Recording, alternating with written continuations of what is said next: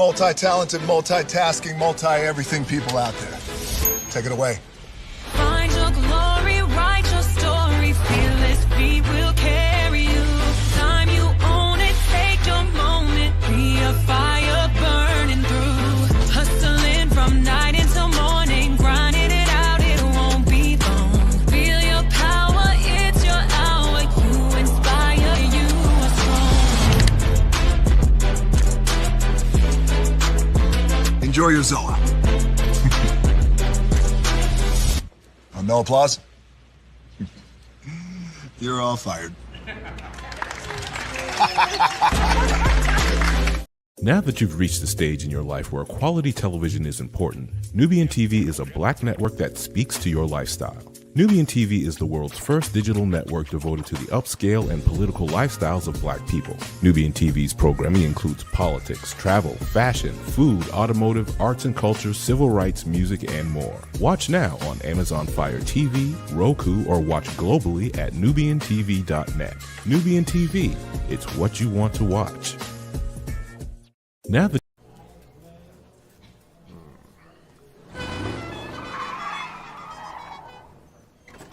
Come with me if you want to live a more delicious life.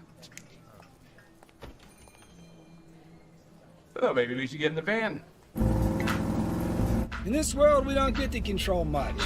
The past, male pattern baldness. Leggies. Got one right now.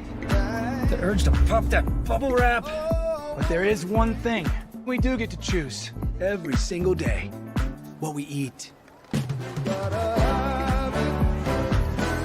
Welcome to the Sonic Department of Research and Deliciousment. We have everything you want, didn't know you wanted, and some things you didn't know were possible. Because we believe if you're not having fun, you're not living free. So come on, let's live a little. Hey, good morning, America.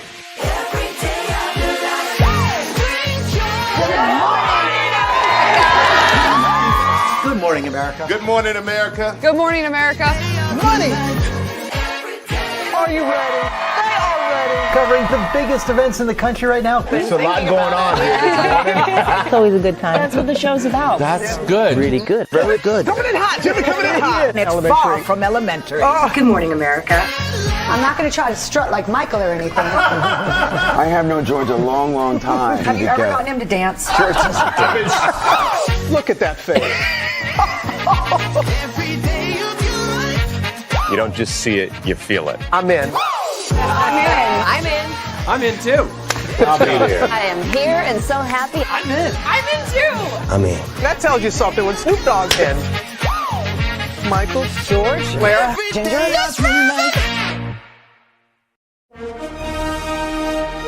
Prepare for a journey beyond imagination, beyond belief, beyond anything you've experienced before. Universal Epic Universe, a new theme park where you'll step through extraordinary portals to 5 immersive worlds. Prepare for a cosmic voyage of discovery, an isle of fire-breathing excitement, a shadowy world of monsters and mystery, new wonders in the wizarding world, and a new way to play. Plus the splendor of a magnificent resort hotel overlooking the park. It's all new excitement at Universal Orlando Resort. A week's worth of vacation thrills with 4 amazing theme parks, a variety of spectacular themed hotels, and incredible dining and entertainment. It's all at Universal Orlando Resort, where you'll find new adventures every day.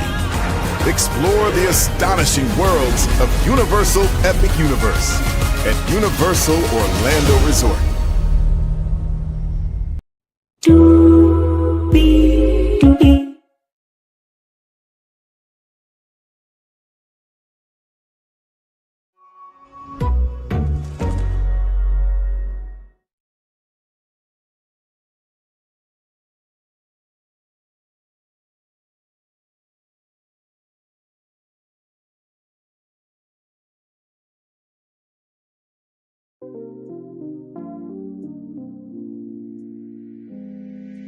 Well, hello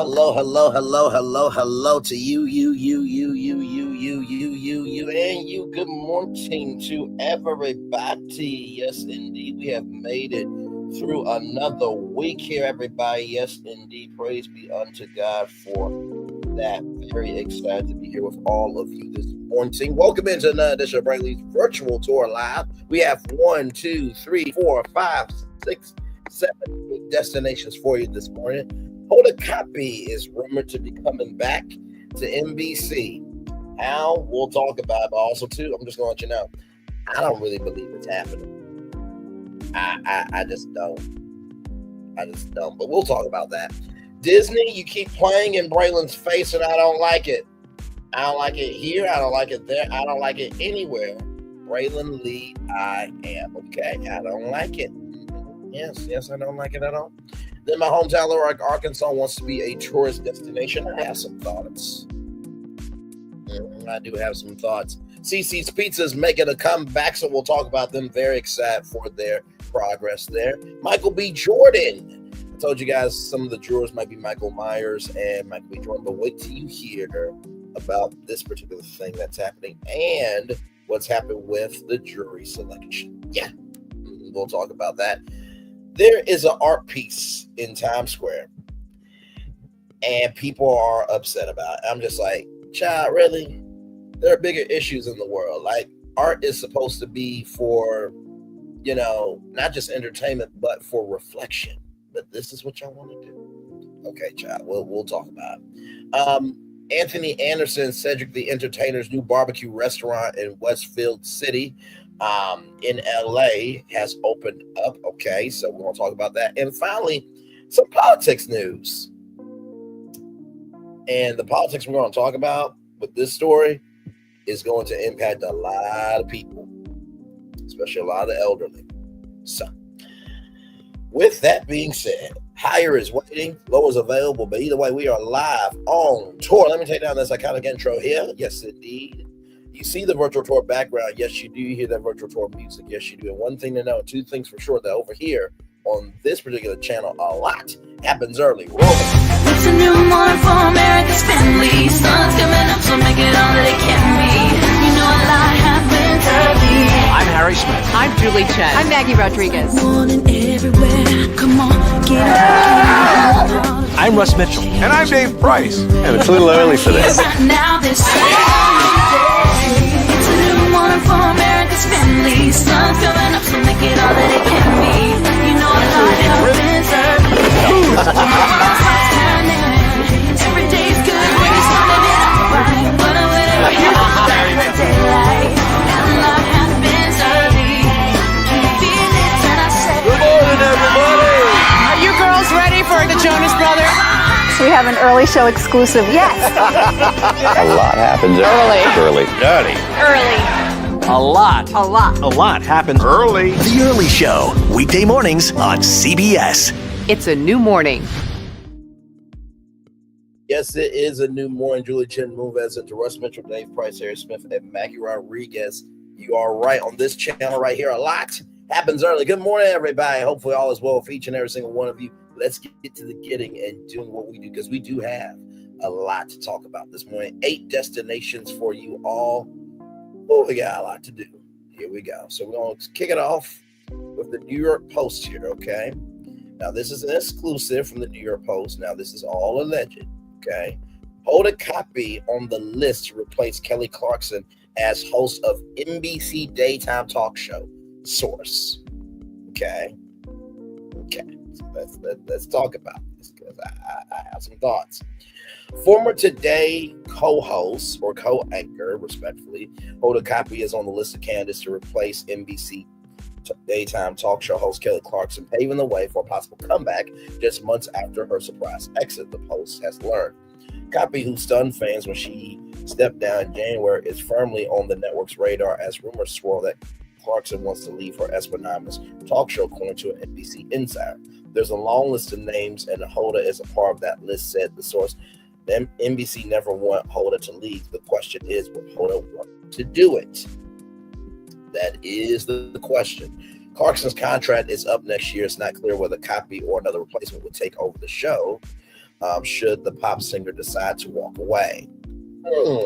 Okay, well, meanwhile, the original American Idol winner is embarking on a big year for her music career. She's releasing a 9th album in June under her own label before launching a new Las Vegas residency from July 4th to August 16th, with additional shows November 7th through the 15th. If the album doesn't do well, she might want to keep her talk show, the source said, but she has a lot going on. Timing may be right for the next chapter. NBC, Clarkson, and Cotb did not respond to requests for comment. The source said NBC bosses are looking for a recognizable host who already has a following, and being a diverse candidate wouldn't hurt Cotb's chances either. Hoda ticks a lot of boxes. She's Egyptian, older. Kelly Clarkson, the first source said, aside from Cotb, a slew of personalities who filled in as hosts over the years, like Wanda Sykes, Willie Geist, Molly Sims, Rory Jr., Josh Groban, are also on the list, the Insider added. Another source suggested that former Today Weekend anchor Maria Shriver could be in the running. Candy Cici has been publicizing her new book, I Am Maria. But Cotb could be tempted to return to the anchor chair because she would not have to jockey for the limelight with a co-host. The affable anchor who joined NBC in 1998 is well liked by higher ups at the network and has many of the top executives on speed dial. The first source said Cotb left Today, where she co-hosted or co-anchored with Savannah Guthrie for 7 years in order to spend more time with her ailing young daughter and to work on her own wellness brand. The crazy hours required to host a morning show have worn on Cotb, her family person said, knowing she will be up at 3 a.m. every morning to host the show. Yes, 3 a.m. So as we are asleep, she will be up. Compared to Today, a daytime talk show will be a cakewalk, the source added. A talk show is good for a mom, the source said, explaining that the taping schedule for the show is more condensed. The show tapes 2 shows a day, one at 11 a.m. and one at 3 p.m. Its airtime differs depending on the market. In New York and Chicago, it airs at 3 p.m., while in Los Angeles, it airs at 2 p.m. Clarkson has apparently tired of her schedule and won't step away to spend more time for children, the Post previously reported. Kelly's number one priority is her children, and they always will be, what Industry Insider said at the time. The show is growing. It's a whole lot of work out here. Kelly would like to spend more time down south. Probably Nashville. Ratings for the Kelly Clarkson show has steadily declined since its launch in 2019. The show drew an average of 1.2 million viewers this season compared to 1.9 when it debuted. The program has won 22 daytime and means it still holds its own against other top daytime talk shows, including The View, Today with Jennifer Friends, and NBC News Daily. Since Cotb left Today and was replaced by Craig Melvin, the show has slipped in the ratings. Just before her exit, the show had an average just under 2.8 million total viewers. Since in the months since she left, ratings at average 1.7. That's just like went from level 10 to level 9. Not that bad. With viewership in March and April dipping to the 2.5 million to 2.6 million range. Meanwhile, Cotb's other NBC show, Today with Hoda and Jenna, which aired at 10 a.m., had averaged around 1.3 million total viewers, which is slightly better than the Kelly Clarkson show. Renamed Jenna and Friends, the program, which is hosted by Jenna Bush Hager, along with a rotation of guest hosts, is bringing in between 1.1 to 1.2 million viewers. So, what do I think about this rumor? Honestly, y'all, I don't think it's going to happen. I think that, Hoda, obviously, she's been there for over 19 years, I think. We broke the news live that day that she was leaving. I was literally getting ready for work as that's what's happening. And to me, I just don't think it's going to happen. I mean, Hota Kotb is, I don't know. Let's see. I'm just looking at something real quick, y'all. Just looking at something real quick here, y'all.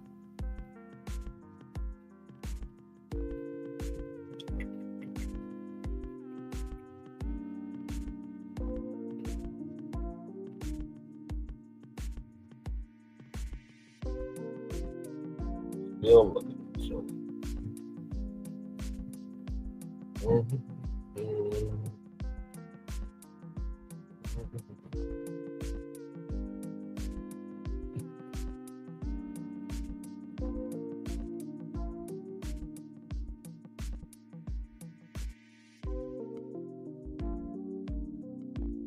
Okay. Hota Kotb's age. Hota Kotb is 60 years old. So 60 years old. Okay, so she's 60 years old.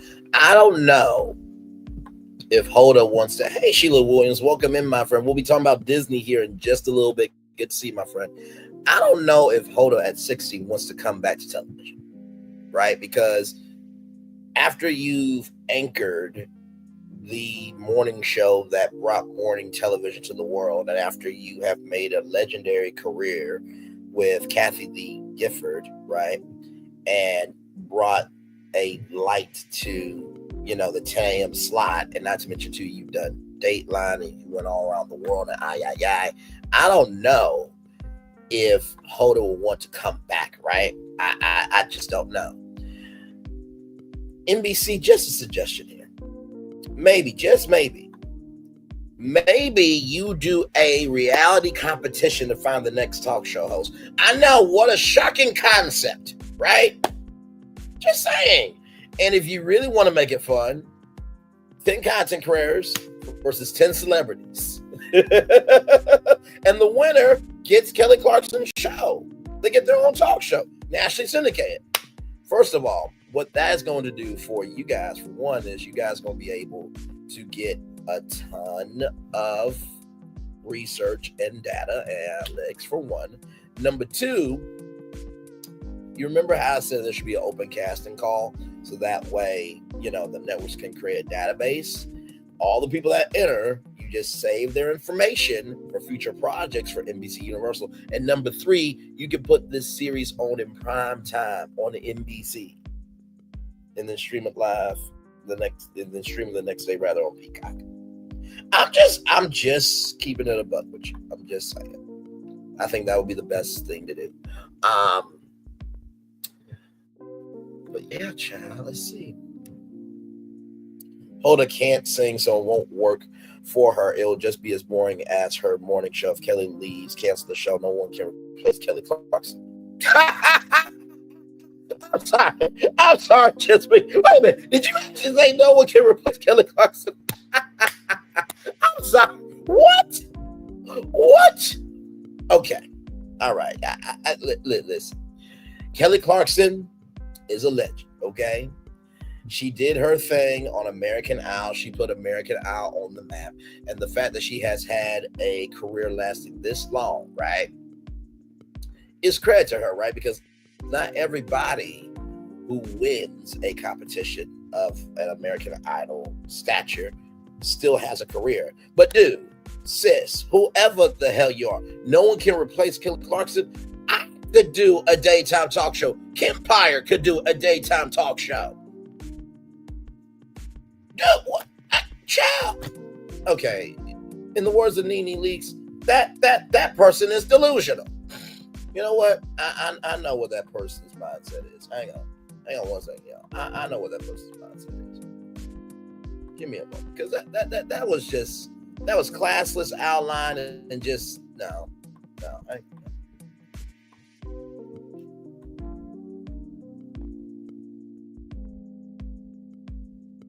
Okay, there we go. Okay, give me one moment, because yep, this is the clip right here.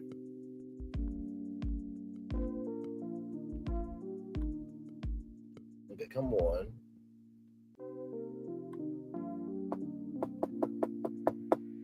It's not just feeding the hungry only on Thanksgiving. It's an everyday situation. You know what I mean? This is 265. What do we got here?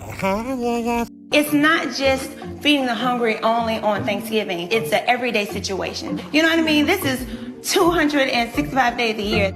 Okay, really long time. That is funny. 265 days. Where the hell that bitch live at? It's not just feeding the hungry only on Thanksgiving. It's an everyday situation. You know what I mean? This is 265 days a year.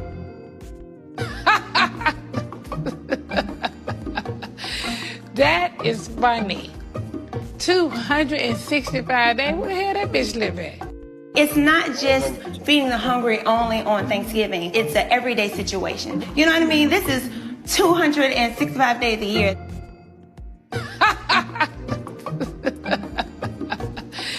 That is funny. 265 days. Where the hell that bitch live at? It's not just feeding the hungry only on Thanksgiving. It's an everyday situation. You know what I mean? This is 265 days a year.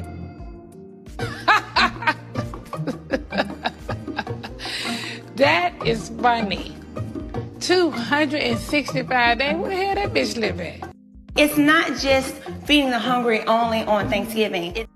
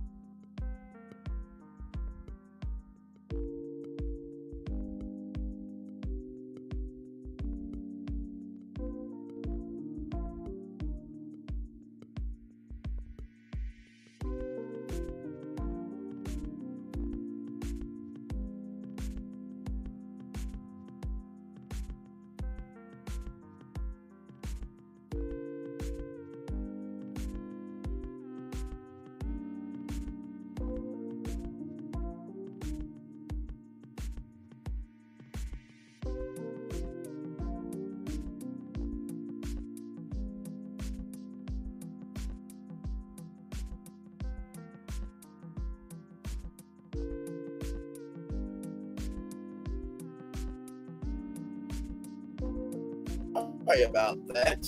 Y'all know how StreamYard. Well, my voice sounds good. Had to come through my there we go. Had to come through my backup because it was freezing. But either way, let me get the article back up here. Let me present this again. Because, like I was saying before, no disrespect to Kelly Clarkson, right? No disrespect at all. But for this commenter, right, just me. So hopefully the comments will load up here.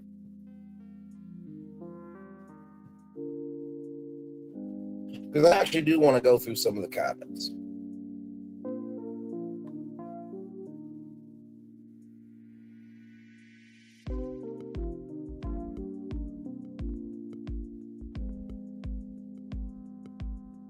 Of course, it's so low. But the first comment when just me said that, you know, no one can replace Kelly Clarkson. Like I said, no one can replace Kelly Clarkson in terms of her career, what she's done, right? I mean, that's a given. You know, I'm a singer, can't be a singer, will never be a singer, right? Done the same talk. Daytime talk is not that hard to do. And I know for some of you going to be like, well, damn, Ray. Well, I mean, listen, if it's so easy, why don't you do it? I'm doing it every day here. I'm just not being seen by everybody, right? But like I said, with Kelly Clarkson, I do believe that she has done a great job of doing daytime TV. But if she wants to move on for her kids, I think that's the right thing to do. But with Hota Kotb, I just don't think that she is going to want to come back to television at 60 years old. I don't. Now, I know Meredith Vieira came back to CB, but that's because she wanted to, right? I mean, Hota Kotb just left the Today Show, so it would be kind of a homecoming in a way, but it would be a weird homecoming because it's like, okay, you just dropped, you just dropped the Today Show, and now you're coming back to do daytime TV. So that's my take on it all. If the comments wants to load up and be respectful enough, we'll we'll talk about that. Actually, hang on. Let's see if it'll load this.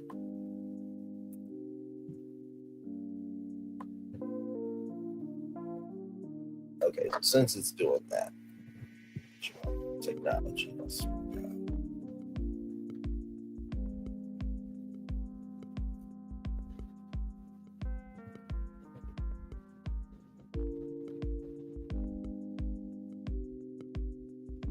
All right, here we go. 98 comments. All right. See, sometimes we just gotta let things breathe. Everybody, we gotta let things breathe.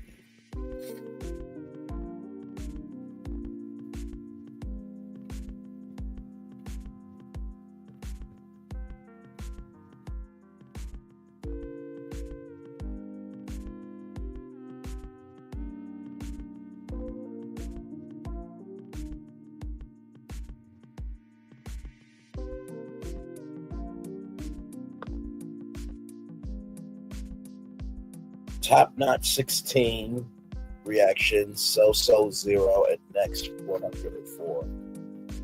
Okay, the comments aren't loaded up. I'll go to the article and just read some of the comments. This is being ridiculous. New York Post Hoda. There we go. Okay, now it's one. Now you want to work. Jesus Christ. Let's see here. We went months for reading and hearing this woman say she is retiring. She wants to focus on her kids. Now she may take over Kelly's show. Man, I tell you, you people are some of the weirdest on earth. I hope they choose someone else. My thoughts exactly. But now summer's coming and her kids will be home all summer. I guess she had enough times spending time. I guess she had enough spending times with her kids. Let's see. Kelly's show is a mess. Just canceled. No replacement needed. People have moved on from daytime talk shows. True and untrue. I'd say true. They've moved on from daytime talk shows, but not necessarily from the content itself that comes from a daytime talk show. Because there are talk shows happening on YouTube all the time. There are talk shows that are happening on TikTok all the time. TikTok Live has just become the second biggest streaming platform, beating Twitch, right? So, of course, YouTube is number 1, TikTok Live is number 2, and then Twitch is number 3.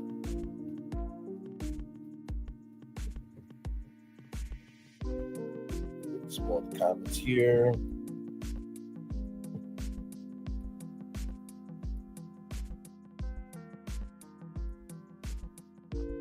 Okay, this person says here, I'm not a talk show person, but it seems like the person they want to replace her is older than talk shows themselves. Anyone but Yoda. I'm glad Hoda is gone from today. She is a toad who's always fawning over guests. She thinks she is their friend like Simone Biles. Yes, she was not invited to her wedding. She is not bright, has no talent. Her touchy-feely act is an act everyone's tired of. Everyone is tired of their kids. She wants to stay home with them now. She's going to leave them again. Today was Marjorie Barrett with a walk like an Egyptian in a chair. Now we got the lefty from Arizona and the trendy dark-skinned dude, complete with requisite ear stud. Both of home grit their teeth when mentioning the President of the United States without acknowledging the title. Just 47. Of course, we need the roly-poly weather guy, Common Foil. Hey, put some respect on Al Roker's name, okay? He's been there for 30 years, damn it. Anything but unbiased reporting, but you guys stare at what's on the tire shop. Love Kelly, never will watch. If Hoda takes over, no one will.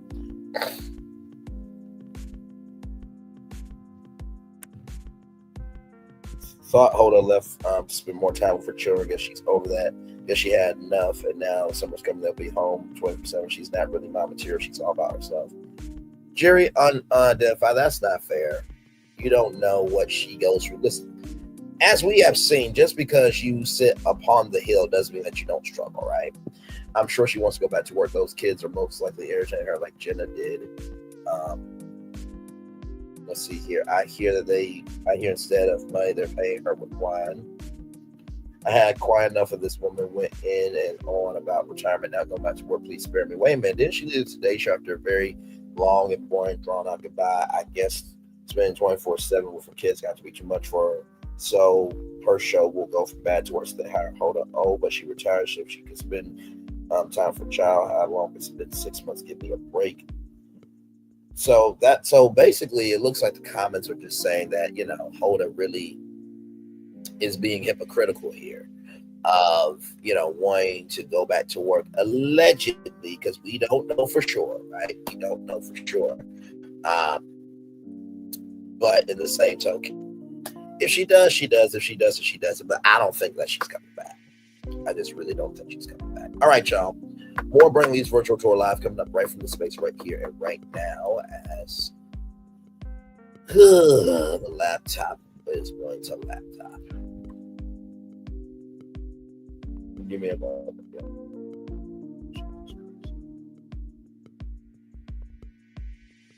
All right, here we go, y'all, with this story right here. From WDWBagic.com, Disney plans to integrate gaming and theme parks like never before. During today's announcement of Disneyland Abu Dhabi, Disney Parks Chairman Josh Lamar revealed insights on how the company is integrating gaming and interactivity into the adventure theme park design starting from the ground up in the United Arab Emirates. In an interview with CNN, Demaro tied the development of the Abu Dhabi park directly to Disney's broader digital strategy, including its $1.5 billion investment in Epic Games. He noted that younger artists, particularly Gen Alpha, spend more time in virtual spaces, making gaming not just a form of entertainment, but a social and creative platform where Disney needs to be present. We made an investment in Epic Games about a year or so ago, $1.5 billion. What we're seeing is Gen Alpha particularly is gathering in these spaces to play games, socialize, to watch. Demaro says these communities are forming and we want to be a part of that. Demaro described a vision in which experiences inside games like Fortnite developed by Epic Games could have tangible connections to real world parks. Think about a Disneyland park inside a virtual environment by the way back and forth. He explained something that you experience in Fortnite, for example, which is part of Epic Games. That experience that you have there might be able to carry back to a theme park. This integration of digital physical experiences will be a defining element of Disneyland Abu Dhabi, according to DeMar. Unlike existing parks retrofit with new technology, the Abu Dhabi project presents a unique opportunity to design these connections from the beginning. We're really pushing hard into the space, DeMar said, and with the new park that we're building here in Abu Dhabi, we've got an opportunity from the ground up to think about how games and interactivity can't just be something you do at home or on your phone, but how it interplays with the actual park. Disneyland Abu Dhabi will be the first Disney park in the Middle East and the first new castle park to break ground since Shanghai Disneyland. No opening date has been announced yet, but the project is expected to become a flagship example of how Disney blends digital entertainment storytelling and theme park design in a new era of global expansion. So here is the interview. Here, hopefully it's not. Oh, it's not too long. We can watch this. Sometimes, listen, it can go on and on and on and on. Lord. 70 years ago this year, Walt Disney opened the first Disneyland in California. There's really no secret about our approach. We keep moving forward. With the hope that it will be a source of joy and inspiration to all the world. Now, for the first time in 15 years, a brand new Disneyland has been announced. And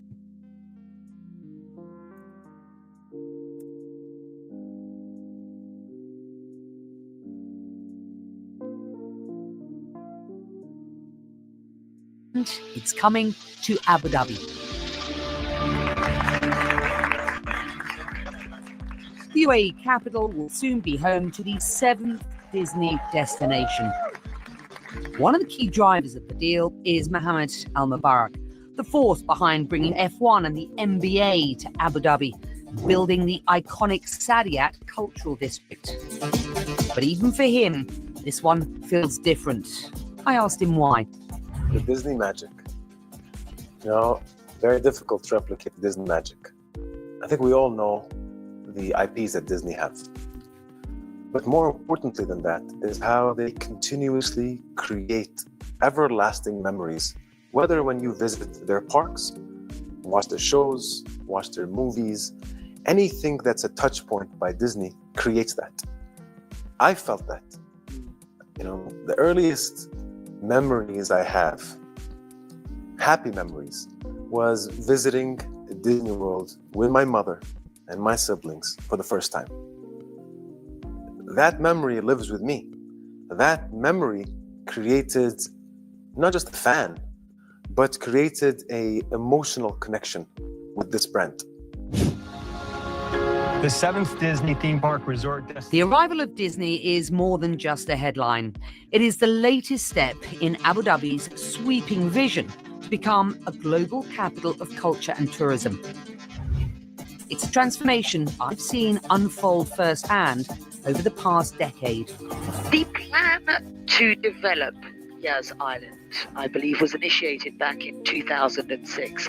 Take me back. This chopper ride really gives me goosebumps. His Highness, the Crown Prince of Abu Dhabi, Sheikh Mohammed bin Zayed, flew over this island. He wanted to create a destination for all. So I've watched the evolution of this place. Is Disney the crown jewel? Yes, when it comes to sort of what we're trying to create here at Yas Island. But we continuously innovate. We continuously find ways to enhance this quality of life that is so dear to us. So, are we going to be done after Disney? No. We're always going to find ways to bring in more people to experience our collective. We are in a very distinct geographical location. We are 4 hours away from a third of the world's population. Asia, Southeast Asia, Eastern Europe, North Africa, Central Africa, the Arabian Peninsula.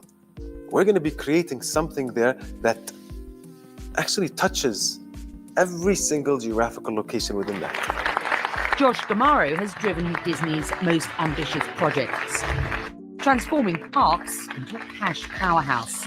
He insists today's announcement is only the first step in Disney's grand Abu Dhabi vision.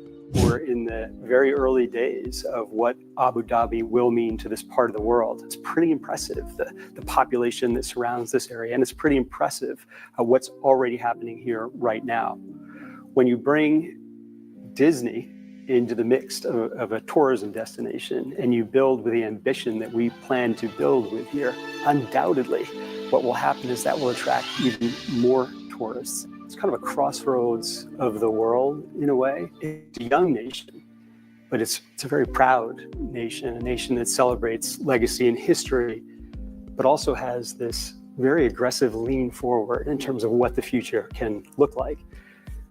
And in many ways, it's very similar to Disney. Everything that we do, particularly as we build new, we're pushing the envelope on creativity. Our research and development labs back at home in California are working on some of the most cutting edge technologies to immerse people in these stories. What we recognized very early on in our discussions with Maral and the people of Abu Dhabi was this lean towards technology, this futuristic look at what society could look like. And that focus on the future and cutting-edge technology is fully aligned with the Abu Dhabi strategy. We're going to be utilizing the investments that are happening in the UAE and around the world in regards of tech, in quantum, in AI, on how we can bring this all together. So right now, what's amazing is that we know we have a lot of pieces of the puzzle. The next couple of years is putting this puzzle together. Another new feature is gamification, designed to engage a digital-first generation in the Disney multiverse. So gamification is huge. How we gamify everything. You're seeing it in our daily lives. It's making every difference. How are we going to gamify the experience of our visitors from their hotel rooms, maybe from the booking stage, where they feel that they are part of this world and they are either gaining points or they are gaining a prize throughout the overall experience? That's something that definitely we would look into. We made an investment in Epic Games about a year ago or so now, $1.5 billion. And what we're seeing is Gen Alpha particularly is gathering in these spaces to play games, to socialize, to watch. So these communities are forming, and we wanted to be part of that. Think about a Disneyland theme park inside of a virtual environment. And by the way, back and forth, something that you experience in Fortnite, for example, which is part of Epic Games, that experience you have there, you might be able to carry back to a theme park.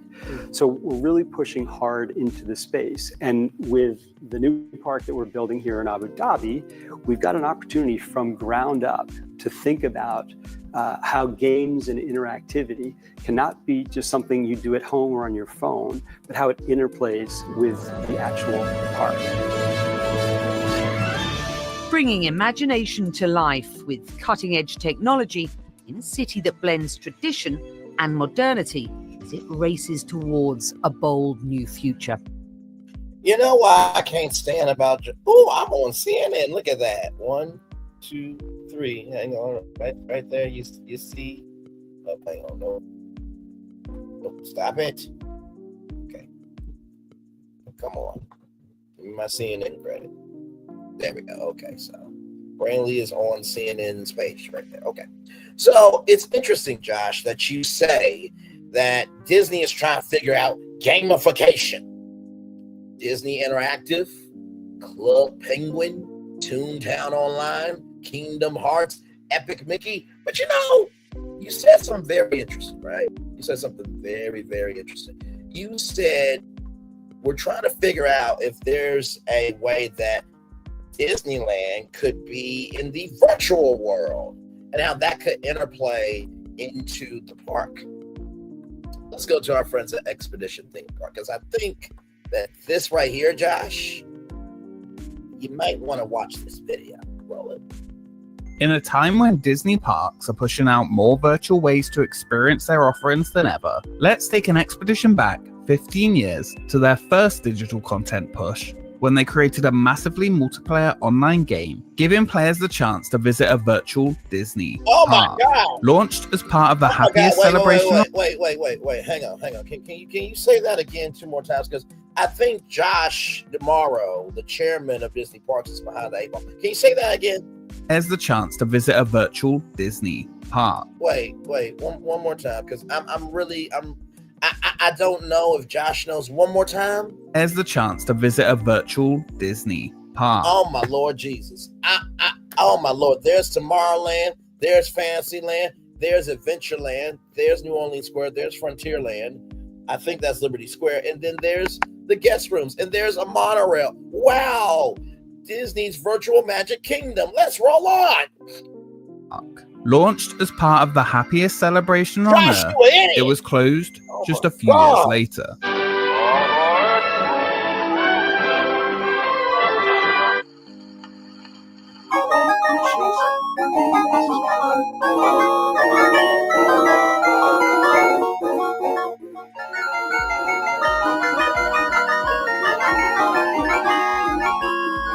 50 years later, people still walk down Main Street, USA, stop and look around in wonder and awe, knowing that Walt Disney was there and that Disneyland is where it all began. 2005 marked the 50th year of the Disneyland theme park, which opened on July 17, 1955. To celebrate, the resort launched the happiest homecoming on Earth. On May 4, 2005, Disneyland was closed to the public for a special media preview of the event. The following day, the ceremony officially began, with a dedication from Disney CEO Michael Eisner. Walt Disney built Disneyland 50 years ago. He launched a bold innovation in family entertainment. He created a magical place for the entire family to enjoy a day of fantasy, thrills, and adventures together. He knew things like magic and dreams were timeless treasures that would strike a chord with children of all ages in all corners of the world. Not only was the special year celebrated at Disneyland, but also at all other Disney parks around the world, with the happiest celebration on Earth. For those who are unable to get to the parks though, there was another way to enter Disneyland: Virtual Magic Kingdom, or VMK as it was known. Okay, so listen up. This is wicked cool. Behind me is VMK Central. I'm talking virtual Magic Kingdom. You swing in here and the game changes. You can create your own virtual characters, which I think is half the fun. And then you embark, my friends, on a quest for virtual points, good for prizes, which are not virtual, and special powers, which make you the man or girl, whatever. It's sweet. Oh, and you can jump on it at home right now if you want. Just go to vmk.com and check out the multiplayer free online gaming. There are thousands of people virtually hanging out there, so check it out. Dude. Developed by Walt Disney Parks and Resorts and the Sulak. So that's interesting, Josh. So you mean to tell me that you want to create Disneyland as a virtual park that could have, rewards and stuff like that and points and this, that, and the third in the real world, but VMK Central. Oh, you're wondering what VMK Central is. Oh, I got you. VMK Central. Let's see that. VMK Central, because I don't like people playing in my face. I do not like people playing in my face. And Josh tomorrow is playing in my face. And you know what? I'm going to redo this. Okay? I'm going to redo this tonight. Okay? Because Disney, you're fucking up way too much. You're fucking up way too much. Here is VMK Central right here from WDW News today.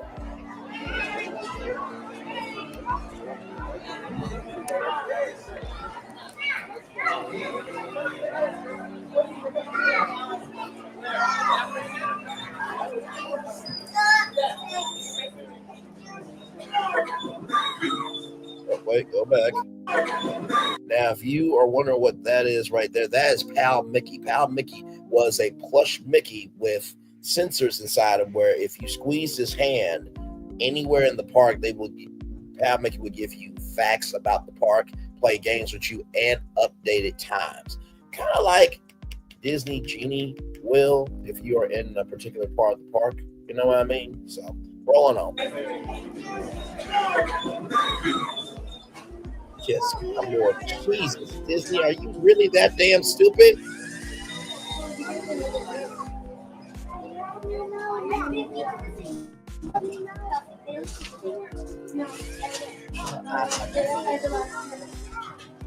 So Fantasyland guests there. Frontierland is there. Station there. All these were computers where you could actually play the game.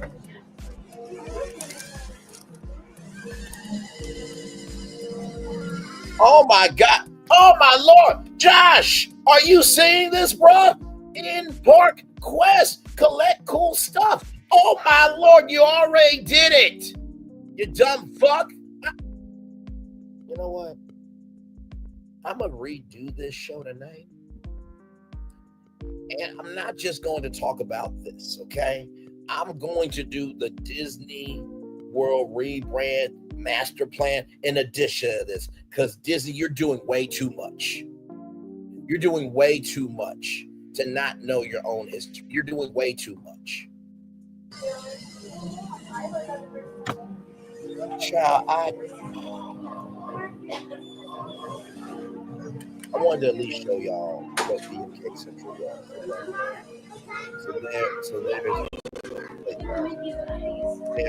There we go. Okay.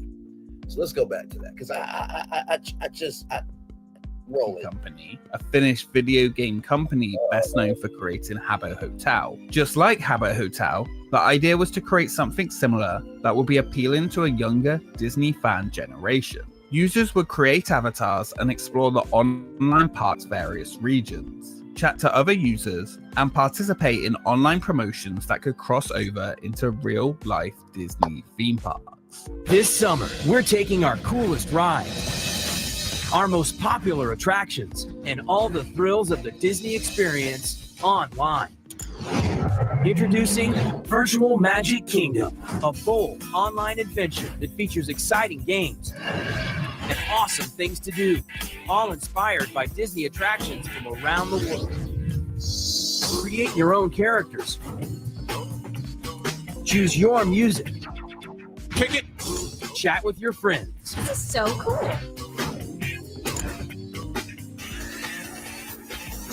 Virtual Magic Kingdom. Unleash the magic. Summer 2005. Virtual Magic So Kingdom. I just wanted to show a little bit of that. We'll do a show tonight, okay?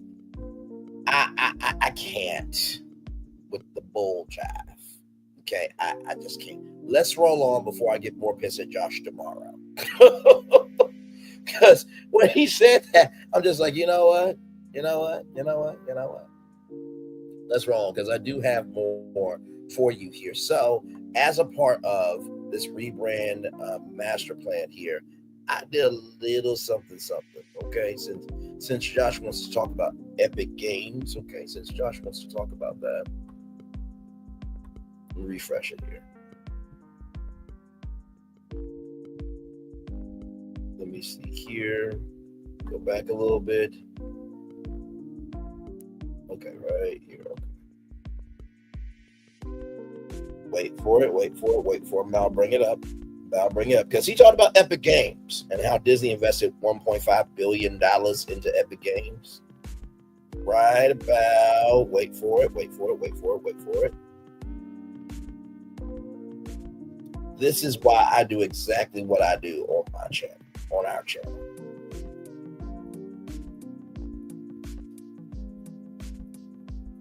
Right here. This is Cord Keeper. Pay attention. Listen to me. Awaken as an explorer in a long forgotten cavern teeming. You see where we're going here? Oh, we're just getting started. This next game is all part of Frontierland. This is called a Core Keeper here. Yes, indeed. Awaken as an explorer in a long forgotten cavern teeming with untold secrets in this award-winning 1 to 8 player mining sandbox adventure. Your choices shape an epic journey. Harvest relics and resources, craft advanced tools, build your base, and explore a dynamically evolving world waiting to be unearthed. Level up your skills, defeat legendary titans, and unveil the power of the core. Grow your garden, fish in mysterious waters, master a vast array of recipes, raise and care for animals, encounter the cave ruins, and carve out your own unique world in an enchanting underground adventure. So I wanted to bring that up because, of course, that's on PlayStation, right? But also, look at this. From the Epic Games Store is Core Keeper. I'm gonna see y'all tonight because we're doing this again. And not to mention too, there was one other brand that I forgot in the rebrand master plan that I'm going to bring in. I did as a topic I did as a destination route on another tour. But we'll come back tonight because Josh, you're playing way too much as the chairman of Disney Parks, not to know the history of Disney Parks. Let's roll on, y'all. Let's roll on. So, with that being said, my hometown, Little Rock, Arkansas, want to rock the tourism world from KATV Channel 7. Little Rock aims to rock the tourism world with master plan. Little Rock, Arkansas, the Little Rock Convention and Visitors Bureau is on a mission to make the city a top travel destination, and they're taking it 1 year at a time with their tourism master plan. Ryan Carlson, Vice President of Marketing and Communications for the Bureau, said, when we created the tourism master plan, we launched that back in February of 2023. You go through all these iterations and you have this 10-year plan and you're like, oh, we got so much to achieve and accomplish. This year, the focus rather is on enhancing the visitor experience and boosting the Rock's brand both locally and nationally. Callison knowing that the city's vibrant atmosphere, especially around the river market, where events like the Farmers Market 501 Fest draws crowds from around the country, the impact overall for tourism in Little Rock is massive. He said signing a $2.6 billion annual economic impact at $1.5 billion in visitor spending. The master plan involves assessing and developing the city's tourism offerings. Callison mentioned efforts to reimagine the River Market Hall and completion of a visitor profile survey to understand why people visit Little Rock. A resident survey is also underway to gather local insights. Callison emphasized the importance of community involvement, saying the greatest ambassadors of Little Rock are the people who live here. Residents are encouraged to share their stories and experiences on social media to help attract more visitors. For ongoing projects like the Downtown Master Plan and new developments at Finlay Plaza, Little Rock is poised to become an even more attractive destination. As Kyle put, there's always going to be adjustments, and everything that we're doing is just bringing it right back down to especially the river market. I have a couple of suggestions. I don't know. Maybe bringing back Riverfest to downtown. That could be a solution. Maybe bringing back Playtime Pizza to Colonel Glenn. That could be a solution. Oh, wait, they didn't pay their taxes. Oh, how about instead of building another family entertainment center that nobody asked for, how about bringing back Wild River Country? Oh, I don't know. Deion Cole is from Little Rock, Arkansas. Maybe ask Deion Cole to build a comedy club in Little Rock, Arkansas. Oh, Anthony Anderson's dad is from Little Rock, Arkansas. AZ Barbecue has a restaurant in Westfield Century City in LA. How about AC Barbecue Restaurant in Little Rock, Arkansas? Do you see how easy I'm doing this?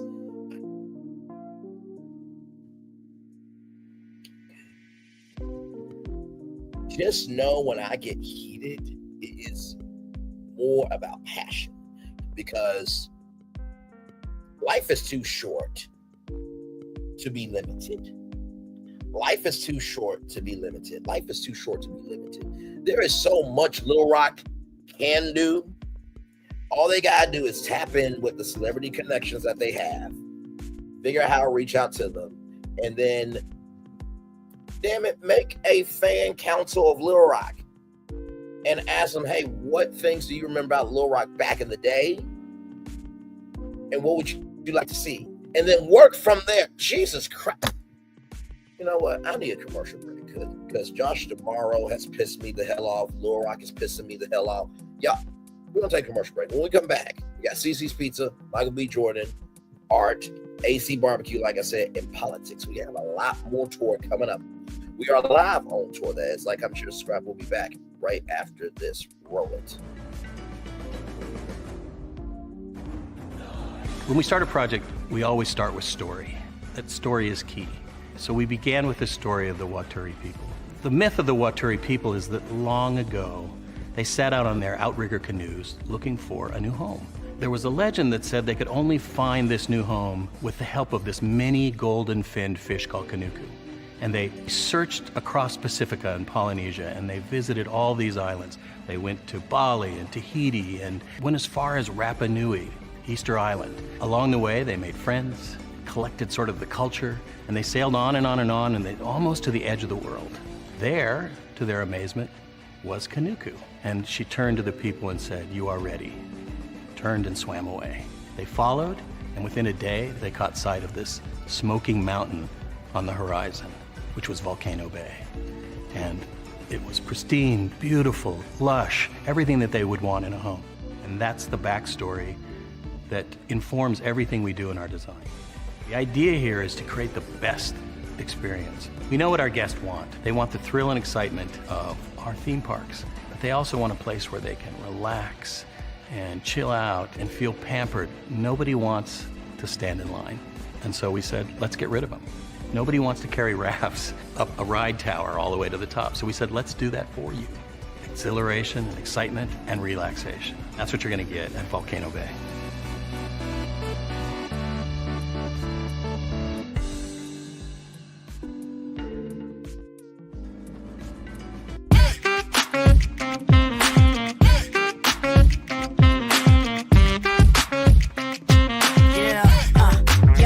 All day.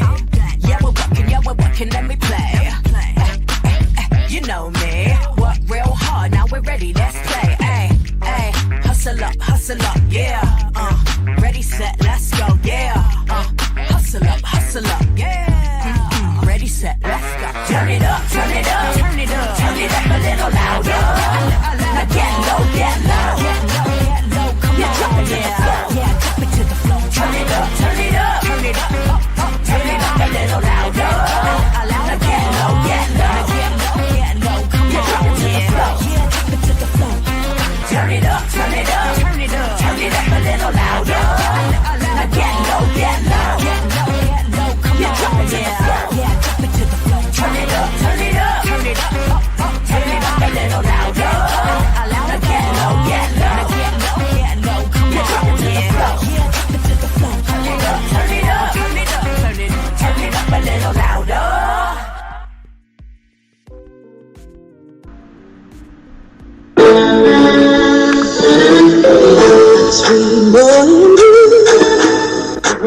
wanted you, and it was plain to see you were my destiny. God, you were found. I come from Memphis. Our son is your son. Welcome to the celebration.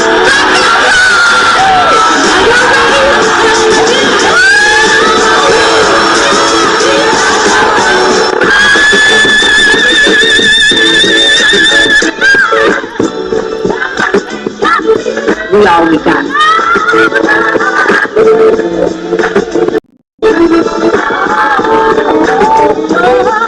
I'll see that. Don't you leave here today with happiness. I want you to leave here with joy.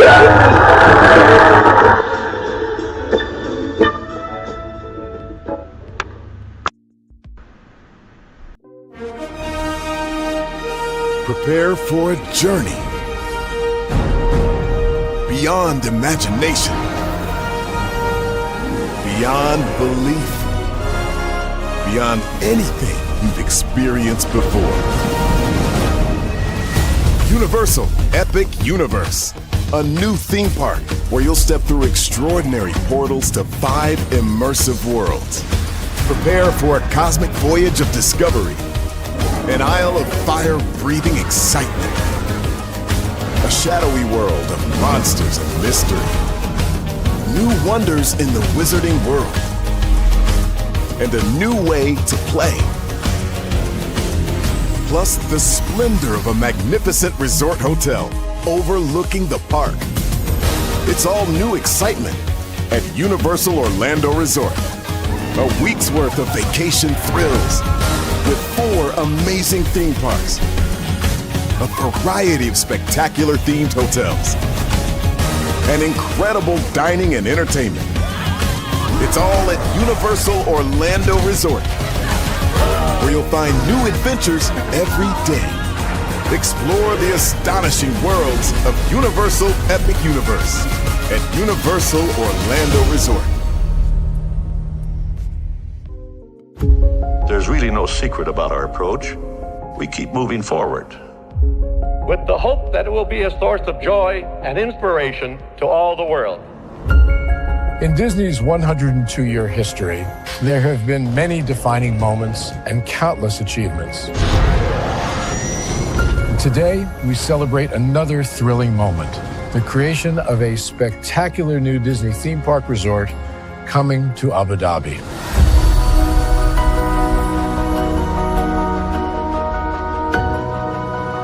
Abu Dhabi is a place where heritage meets innovation, a place where we preserve our past while designing the future. Bringing a Disney theme park resort to Yas Island, Abu Dhabi marks a historic milestone in our journey as a global family destination. The 7th Disney theme park resort destination represents a new frontier in theme park ambitions. Our resort in Abu Dhabi will be the most advanced and interactive destination in our entire portfolio. The location of our park is incredibly unique. It's anchored by a beautiful waterfront, which will allow us to tell our stories in completely new ways.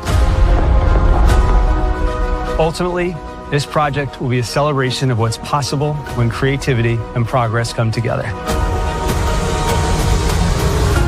What we are creating with Disney in Abu Dhabi is a whole new world of imagination, an experience that will inspire generations across the region and the world.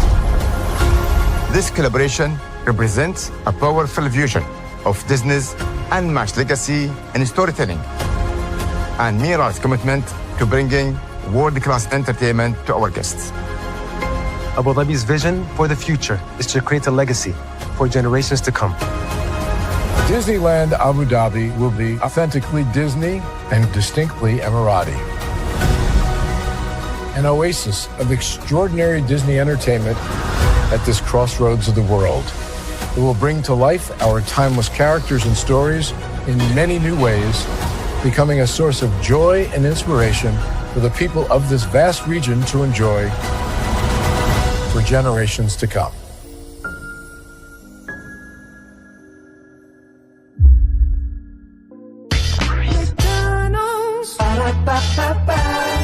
I'm loving it. Loving y'all right back. Welcome back into Brainley's Virtual Tour Live, y'all. Child, listen. Why do y'all have to take me there? Listen. You know how some people say, this is not my fault. These were probable circumstances that made me go there. That's where we are this morning, this afternoon. It is 6 minutes after 12 o'clock here. Glad to have all of you here. Brainley's Virtual Tour Live. Kicked off the show with Hota Kotb. Allegedly, she might be returning to NBC in terms of a daytime talk show replacing Kelly Clarkson. I personally don't think it's going to happen. I think there's plenty of other people. Myself, Kimpire, Silva. Let's see. Here. Michelle A.T. Alien, Binge-worthy, Lovely T for sure. I mean, Taraji P. Henson could definitely come to daytime TV. I think she would be great at it. You know, I'm trying to think who else. LL Cool J definitely could do it, without question. I've been saying Will Smith should have done a daytime talk show. But, you know, and the reason why I say that is because, you know, he's banned from the Oscars for 10 years. So if he does a daytime talk show and is successful for 10 years, you rack up Emmy Awards, you'll always get TV work, right? So, and plus there are people who still like Will Smith. So there's plenty of other people that can do a talk show better than Kelly Clarkson. It's not that hard to do a daytime talk show. It's not.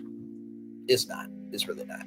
Then we talked about Disney and how they wanted to gamify their parks because they invested in Epic Games, and I showed you with my Disney World rebrand master plan, which I'm going to redo tonight, okay, live, in addition to the Josh Tomorrow clip where he said we want to bring the virtual world in the real world. I'm going to show you that whole 17-minute clip of Expedition virtual theme park, okay, because Josh Tomorrow is getting on my last nerves by forgetting that history. You already did it. Just bring it back bigger, better, and bolder through Unreal Engine, through Epic Games, and then there you go. You have nostalgia, and you have all new people. So what? We'll talk about that tonight. Then Little Rock wants to be a tourism destination. Like I said, Riverfest, Playtime Pizza, Wild River Country. And you know, I think maybe a Six Flags, you know, Little Rock would be cool. Just saying. There's plenty of things that can happen in Little Rock, but y'all have to want to make them happen too. So, with that being said, let's roll on, child. Jesus Christ. So here we go from Yahoo Finance, courtesy of Tasting Table. The pizza buffet chain you nearly forgot could come, could come back in full force. If you remember people predicting the end of buffet restaurants a few years back, let the newfound success of one pizza buffet chain remind you that nobody really knows how the world will change. At the height of the COVID pandemic, buffets were understandably struggling as people pulled back from eating at restaurants with shared trays of food. There were even concerns at the era of heightened health concerns were here to stay, which would spell the permanent end of the buffet. Little did anyone know that less than 2 years after buffets doom, food prices started soaring, and the value that all-you-can-eat buffets start to look a lot more attractive again. And one of the popular pizza chains trying to take full advantage of that resurgence is Cici's Pizza. Cici's was actually in trouble before the pandemic. The nostalgic pizza buffet of the 90s and 2000s had peaked over 600 stores, but by 2019 they were down 420 locations. Then COVID nearly killed the chain with fewer than 300 stores left when the chain filed for bankruptcy in 2021. However, this story has a happy ending. Cici's was purchased by new owners who cleared out all the company's debt. Under the leadership of the president who has been with the brand for 30 years, the chain refocused its unique parlor experience and bringing back higher quality pizza.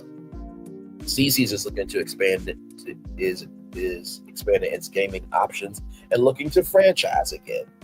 Cici's resurgence has been built around 3 points: getting more efficient technology, refocusing on the gaming side of the chain, and undoing a decline in quality that had plagued the brand under previous owners. One that will be most clear to customers is the expansion of game rooms. And remodeled Cici's have expanded gaming areas from 4,000 square feet up to 3,000 square feet, which have attracted a new wave of customers a major technological overhaul on ordering systems and QR codes to push customer engagement. That focus on efficiency is important to Cici's Pizza, which relies on affordability to attract customers. So keeping its costs down is essential. On the pizza side, the company has focused on bringing back older, higher quality recipes that have been successful in the past. It has added unique menu items like a chicken and Eggos waffle pizza collab, a huge 28-inch party pizza with 64 slices. Sales grew by 31% in the first year after new ownership took over, and then another 7.8% after that. Cici's even reopened shutter stores in North Carolina, Texas, and Alabama, and is courting franchise owners in places like Virginia and Atlanta. The chain is still well below its peak, but with rebounding sales and expansion in mind, Cici's could be back in your life pretty soon. So, for those of you who don't know what Cici's Pizza, not Cici's Pizza, child, but Playtime Pizza's Playtime Pizza was basically all you can eat pizza buffet. It had arcade games, it had laser tag, it had black hole mini golf, it had mini bowling, but also had go-karts too, right? So imagine Cici's amped, right? Cici's could definitely do that. There is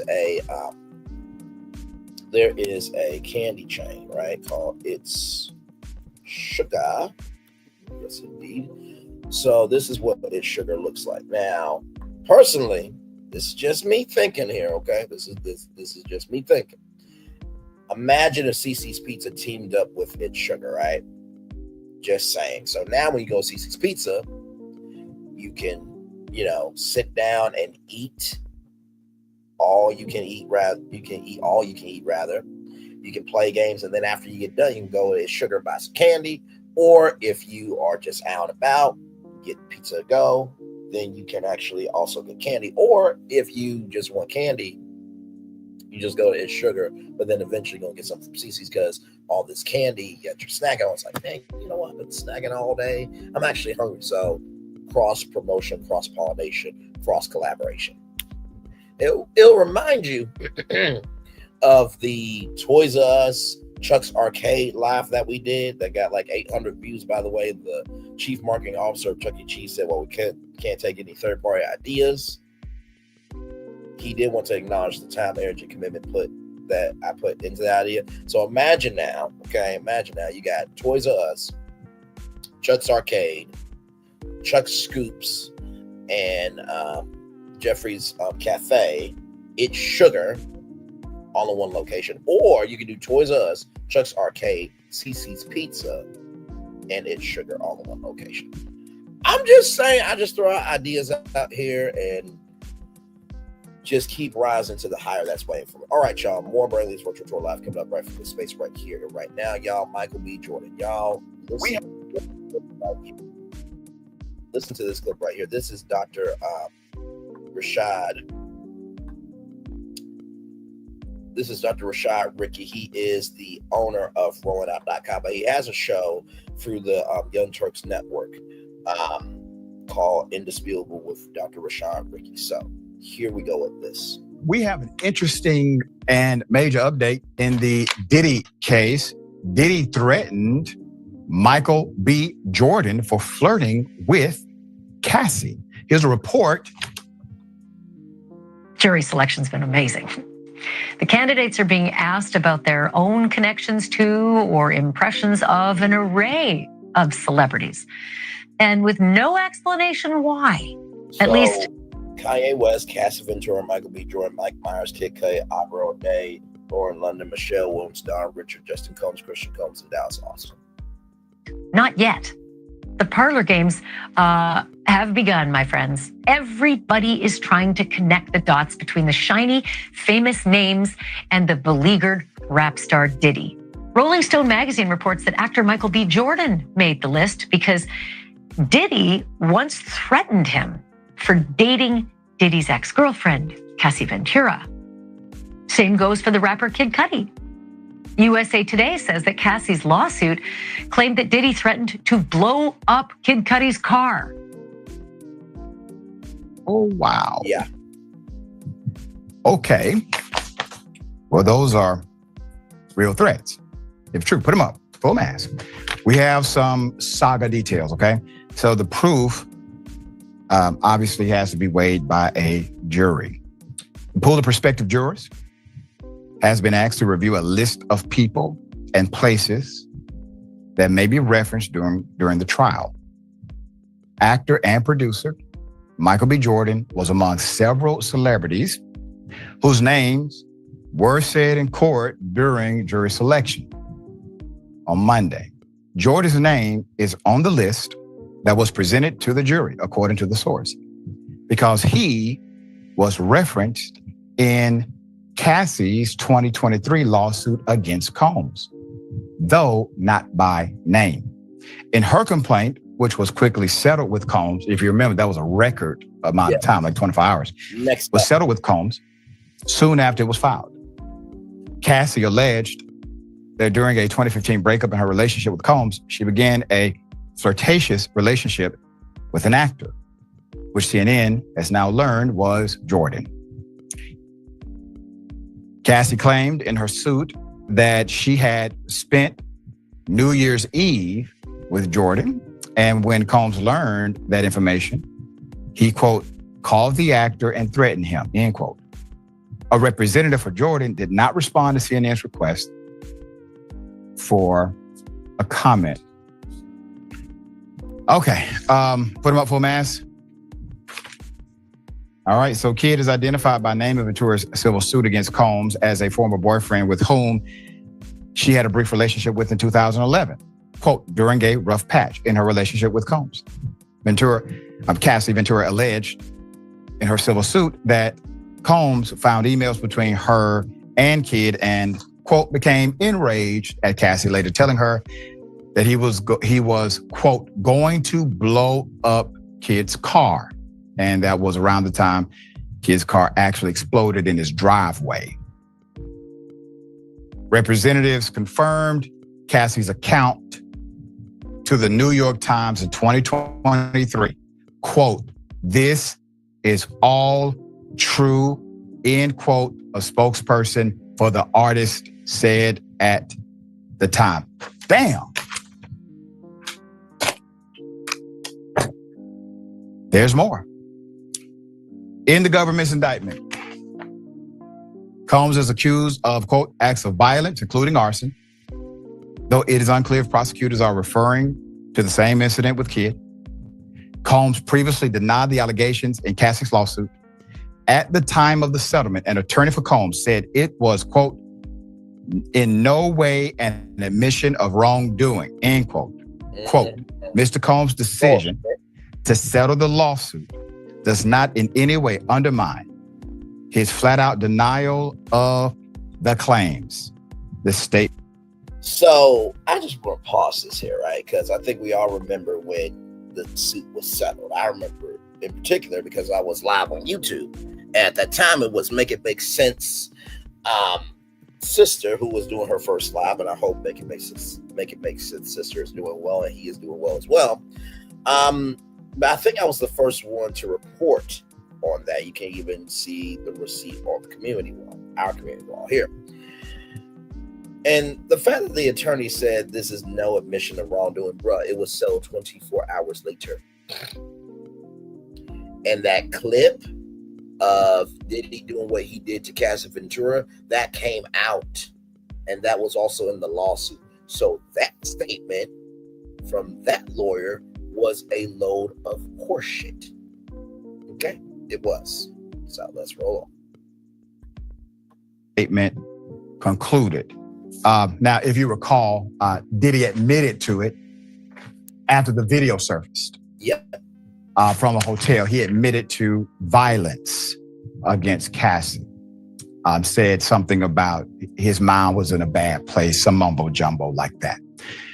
But yeah, he did admit to it. Now, in addition to that, this case has a lot of opportunity for allegation and indictment, naturally, from arson to sex trafficking and a whole lot of stuff in between, including drug use. So attorneys in the federal case against Combs did not provide an explanation why any person or place was included in the list shown to prospective jurors, which is not available to the public. It is common for jurors to be asked about any names that might surface during the trial. Judges do that in an abundance of caution to ensure every potential connection is explored to find jurors without conflict who can be impartial, all right, fair and impartial. The list also includes the names of attorneys involved in the case. A name being included in the list does not indicate whether the individual would testify or even be directly involved with the trial, but it is possible that some of the names presented to jurors could come up during witness testimony. Combs has pleaded not guilty to charges that include racketeering, conspiracy, sex trafficking, and transportation to engage in prostitution. If convicted on all counts, he would face up to life in prison. Well, Jackson, a lot of rumors were out about Diddy, not only his lifestyle, but also rumors about some of the violence that now is becoming part of official record. And some tapped it down while others confirmed it in the industry. But this is the first time you have a robust investigation and a trial to examine that information or that evidence in front of a jury. So more things are now coming out. What say you? Yeah, I mean, pretty much my entire life, rumors like this have been swirling around Diddy. And then when that Cassie tape came out, there was no going back and everything that he had done. One of the things that I remember that was pretty stark about when everything happened, or when the House of Cards came crashing down, is how nobody was coming to defend him, which says a lot about the fact that people don't like him. He has a lot of power. He has the ability to coerce people into doing what he wants. And that's why people dealt with him more than anything else. Right. This dude is just one of the most insecure, miserable people I've ever read about, ever heard of. The types of things that he would do as if he couldn't get, not even as if he couldn't get another woman, as if he didn't have other women already. You know what I mean? This one, Cassie's so much younger than him. It was just nothing but an endless power play of abuse. Right. And that's all it was about. Because Diddy ain't had no problem getting no woman. He's just a sick individual and he's right where he deserves to be. Yeah. And well said, brother. I do expect more to come out as it has been doing now for years. Without question. Thank you both for that. But that's not all, ladies and gentlemen. That's not all. Like I said, the trial actually starts on the 12th. Opening statements will start on the 12th. Let me see here, because it was the first day of Diddy's trial. So let me go back to YouTube. Go back to YouTube here.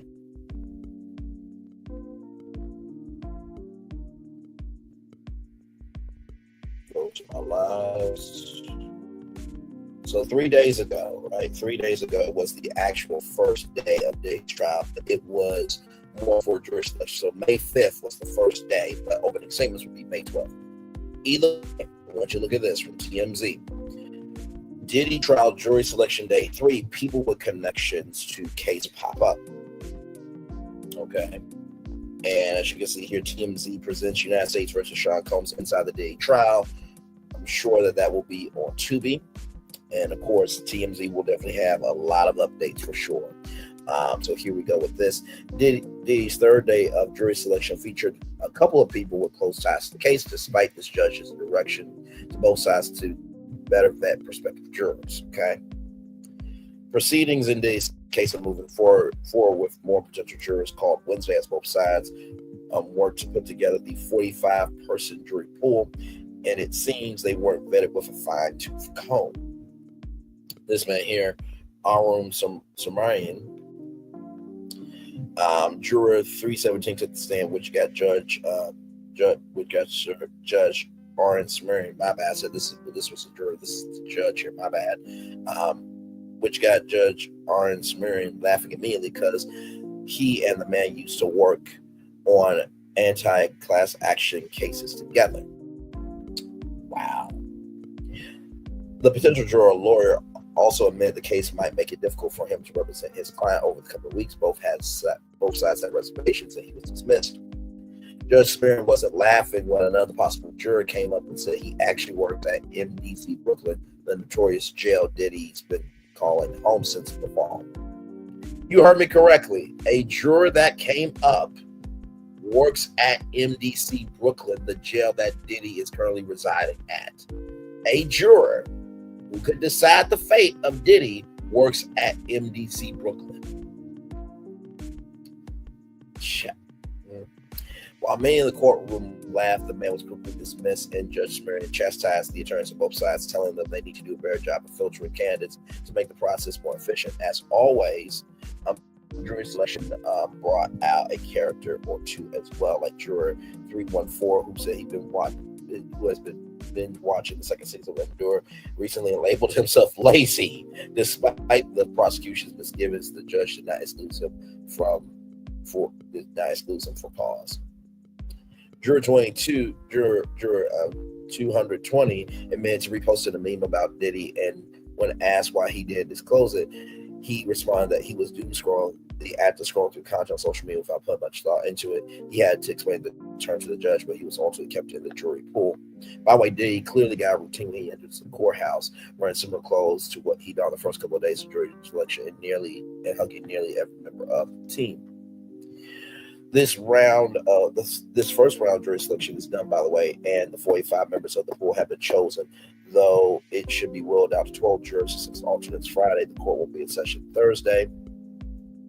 Opening arguments begin Monday, and the defense already knows the first three witnesses the prosecution will call. So, like I said, I think we all know he's guilty. We're just waiting for the verdict. And then when it came to Michael B. Jordan, for flirting with Cassie, allegedly, and Diddy threatening Michael B. Jordan, let's go back to this here, and we'll take a screenshot of that. It's always important as a content creator to take screenshots on where you are, right? Because you need to keep receipts on where you have popped up. There we go. Diddy is shit for that. Because like that brother said in this clip here, Diddy could get anybody. If he wanted a thick black BBW, I'm sure the Bunny Ranch would have found one. Child, it is what it is. Okay. Speaking of thickness and everything in between, from the griot, a 12-foot black woman now stands tall at Times Square, and some folks are big mad about this. Comes to us from the griot here. The statue tile, grounded in the stars, installed by British artist Thomas J. Price, is meant to challenge assumptions of representation and identity. So here she is here. A 12-foot bronze statue of a black woman with braids wearing casual everyday wear at Times Square has been talking. While a new installation or anything really in New York's most famous tourist style, the real crossroads of the world, Bob Iger and Josh Shamaro, doesn't usually stop the throngs of people moving through the installation. Tile grounded in the stars have started conversations, both good and bad, online in the streets of the Big Apple. The black woman standing tall, unbothered, and basically chilling, hands on her hips all day, every day. Unbothered is a popular word nowadays. She is every woman, and every woman is she. The statue was allegedly inspired by Michelangelo's David. Installed by British artist Thomas J. Price, the statue is one of two installations intended to challenge people's assumptions about identity and representation. The description of the installation reads, through scale, materiality, and posture grounded in the stars disrupts traditional ideas around what defines a triumphant figure and challenges who should be rendered immoral through monumentalization. Located at Broadway and 46th Street, the installation will be up until June 17th. I don't see the problem with it. I really don't. I'm just like, so 47 and all his racist supporters, and yes, that includes black people, Mexicans, Italians, Asians. Yeah, everybody. Of course, white people are included with that. But y'all can celebrate, these Confederate, heroes, as y'all call them. But this black woman is in the middle of Times Square. Y'all have a problem with it? Okay, child.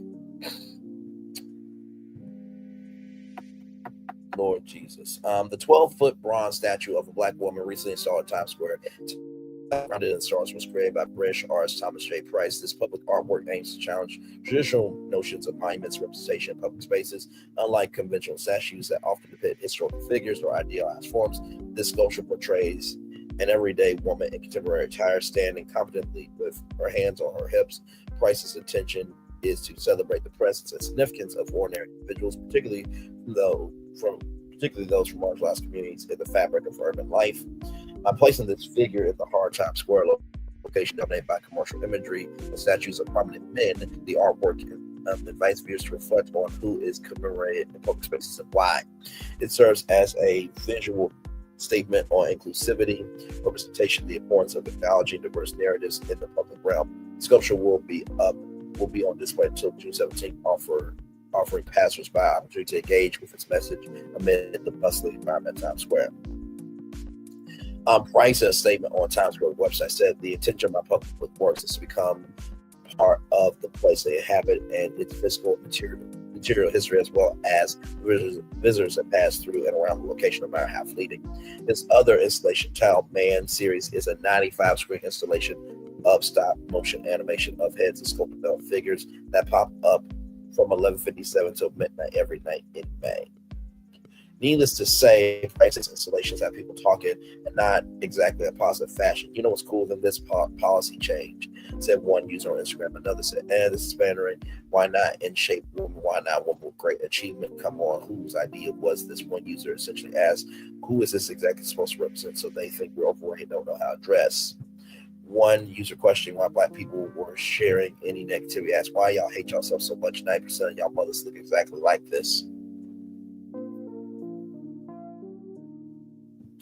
Damn! I love it because why does she need to look like an African goddess? This looks like the black woman right next to on the train. They need to be celebrated too. This is auntie, cousin, sister vibe. Said another who probably got the closest to the sentiment of the artist who created the statue. No matter what side you land on, the statue has people talking. Ultimately, that's the goal of any solid art installation. If you were to ask how the statue. If you were to ask the statue how she feels about all with her hands on her, she'd probably say, I'm unbothered. First of all, to these people here, what's cooler than this policy change? How did you vote? Because if you voted for the dumb fuck that's in office, you can't say shit. This is pandering. Why not an in-shape woman? Why not a woman with great achievements? First of all, do you have any great achievements? Your damn self. And second of all, are you in shape? See, this is the problem that I have with social media. Y'all want to put your mouse on everything else, but when it gets flipped on you, God forbid, oh no, don't ask me any questions. No, you're doing too much. This is affecting my mental health. No, stand up for it. Either be here for hot tea or shut the fuck up and stay away from serving it. What the fuck is wrong with y'all? One user asked essentially, who was this exactly supposed to represent? So they think we're overweight, don't know how to dress. There are some people that are overweight because of their physical health conditions and don't know how to dress. So wearing a t-shirt and jeans and tennis shoes is not knowing how to dress. I can't. I can't do it. I can't do it. I can't do it. I can't do it. I cannot do it. Finally, to that commenter that said, what would be better policy change? Check this out from blacknews.com. 47 administration wants to eliminate Section 8 housing vouchers. I'm going to say that 2 more times. 47 administration wants to eliminate Section 8 housing vouchers. 47 administration wants to eliminate Section 8 housing vouchers, okay? Nationwide, the 47 administration recently proposed cutting Section 8 housing vouchers and reducing rental assistance by 40%.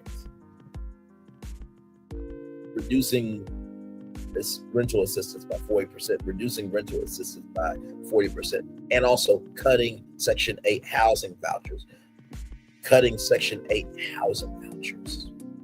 The plan suggests replacing the current system with block grants for states, giving them more control over rental aid programs. However, experts warn that this could worsen homelessness across the United States U.S. Housing advocates are concerned with the cuts will significantly impact low-income families, with some predicting a rise to homelessness. Kim Johnson from the National Low Income Housing Coalition expressed fears that homelessness could escalate in a way that has been really unprecedented and unheard of. According to Housing Wire, the proposal also includes limiting rental aid for able-bodied adults to 2 years and shifting remaining funds to support elderly and disabled renters. Currently, only 1 in 4 eligible households receives rental assistance.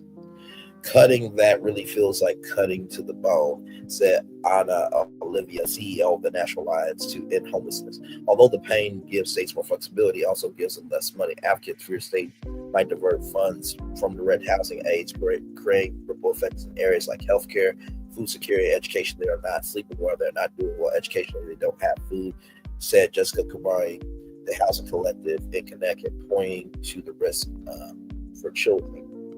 The proposal also targets other housing programs, including those for affordable housing development, fair housing enforcement, and community improvement grants. The administration claims these funds have been misused, but critics argue the cuts will worsen housing ability. Meanwhile, a bipartisan group of lawmakers introduced a bill to expand Section 8 vouchers, reflecting growing concern in Congress over the proposed cuts. I want to bring up something.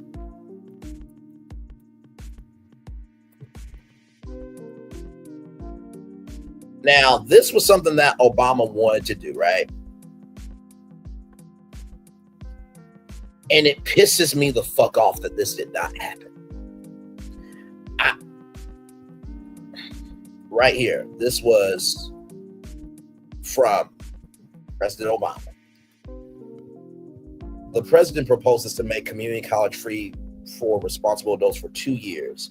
Summary: the president unveils the America's College Promise proposal to make 2 years of community college free for responsible students. Students earn the first half of a bachelor's degree and earn skills needed in the workforce at no cost. Here we go here. Hi, everybody. I'm here on Air Force One, just leaving Detroit on my way to Phoenix. You know, what we're doing is we're doing a little preview of the State of the Union. There are a lot of things I want to talk about, and I figured why wait for 2 weeks. Let me start describing what I hope we can accomplish together in 2015. On Friday, I'm going to be going to Tennessee, and one of the things we're going to be talking about is education. I think everybody understands it is the key to success for our kids in the 21st century. But what we also understand is that it's not just for kids. We also have to make sure that everybody has the opportunity to constantly train themselves for better jobs, better wages, better benefits. And what I'm going to be talking about in Tennessee is, first of all, what a great job Tennessee has done in all kinds of education reform. But what I'm also going to do is announce a proposal that I'm going to be making to make sure that community college is accessible for everybody. Put simply, what I'd like to do is to see the first 2 years of community college free for everybody who's willing to work for it. That's right, free for everybody who's willing to work for it. It's something that we can accomplish, and it's something that'll train our workforce so that we can compete with anybody in the world. So I hope you'll have a chance to tune in as we make these proposals, and I hope we've got a chance to make sure that Congress gets behind these kinds of efforts to ensure that even as we rebound and grow in 2015, that it benefits everybody and not just some. That's what he wanted to do. That's what he wanted to do.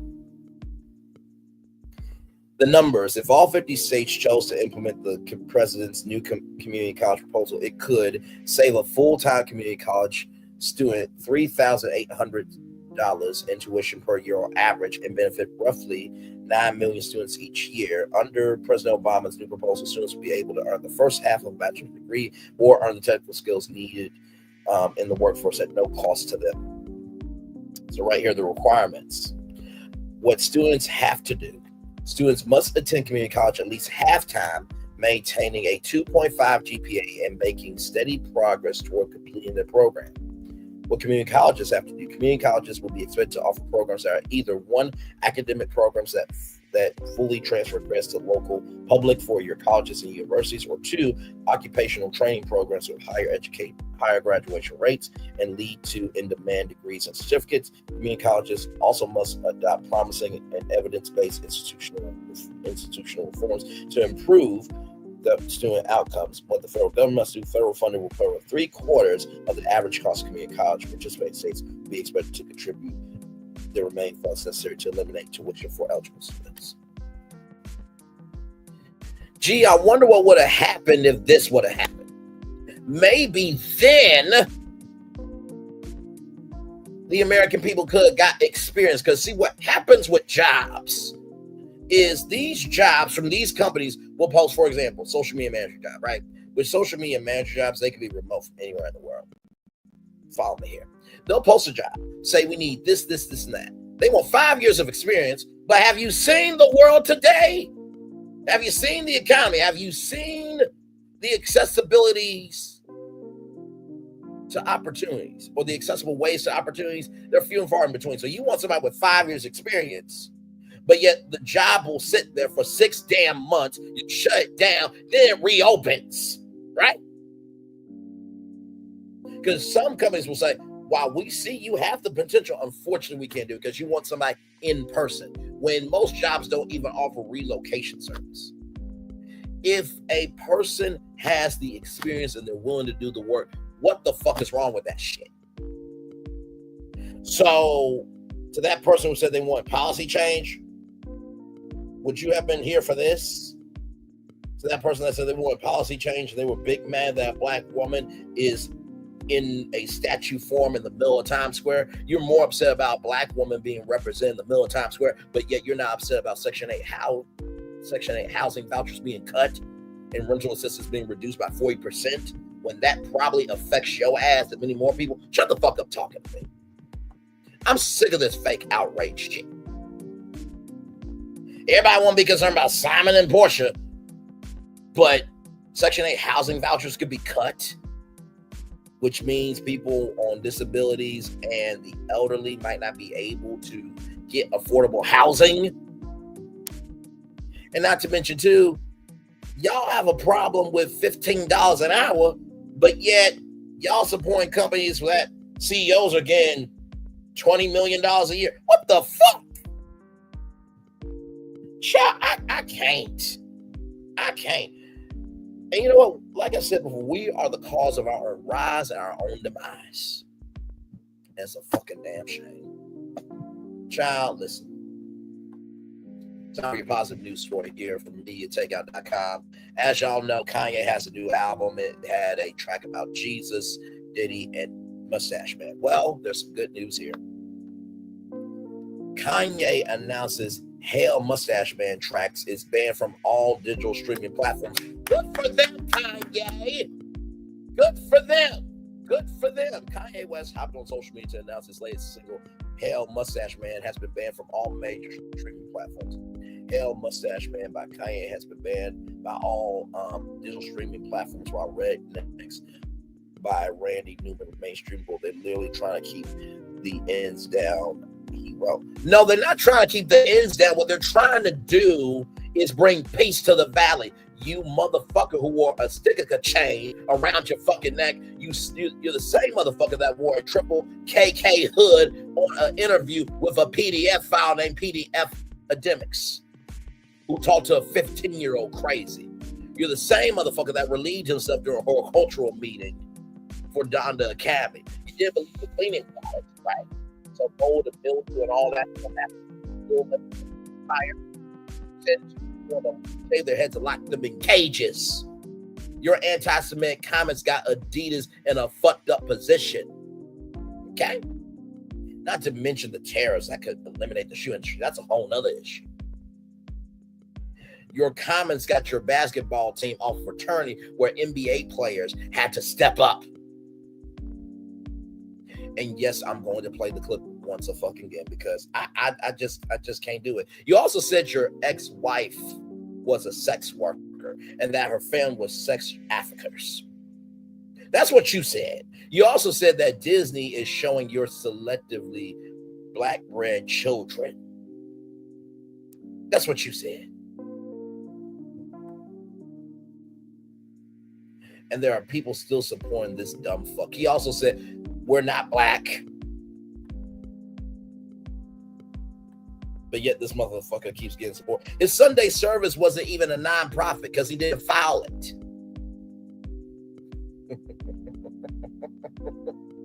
And you also called Beyonce and Jay-Z's kids tardy on Twitter, and you only took it down because you were afraid of your Twitter account being deleted, you dumb fuck. So of course people are not going to be here for your bullshit. And I'm gonna play it again and again and again. I don't care. We love you, we love you,